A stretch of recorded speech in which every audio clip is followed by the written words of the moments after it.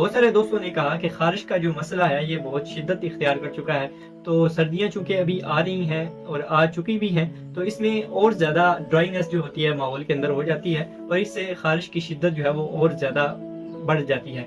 تو بغلوں کے نیچے اور ٹانگوں کے درمیان جو ہے مزید زور پکڑ جاتی ہے، کیونکہ یہاں جو ہے اعضاء جو ہے ایک دوسرے کے ساتھ ملے رہتے ہیں۔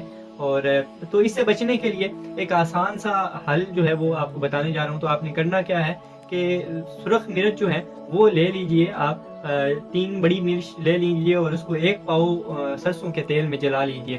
جب جل جائیں پن چھان کے آپ محفوظ کر لیں اور اس کو استعمال کریں۔ اس سے جو ہے بیرونی طور پہ جو ہے آپ کو کور ملے گا خارش سے، اور اس کے ساتھ جو ہے وہ ٹھنڈی چیزیں جو ہیں ان کا استعمال کریے، جیسے زیرہ سفید ہو گیا، چھوٹی الائچی ہو گیا، ٹھیک ہے۔ اور اس کے ساتھ جو دیسی گھی ہے یہ محلل اورام ہوتا ہے، یعنی تری جسم میں پیدا کرتا ہے، اور گھی کی تریوڑ جو ہے وہ روزانہ رات کو لیں۔ That's for today. This is حکیم اسامہ خان۔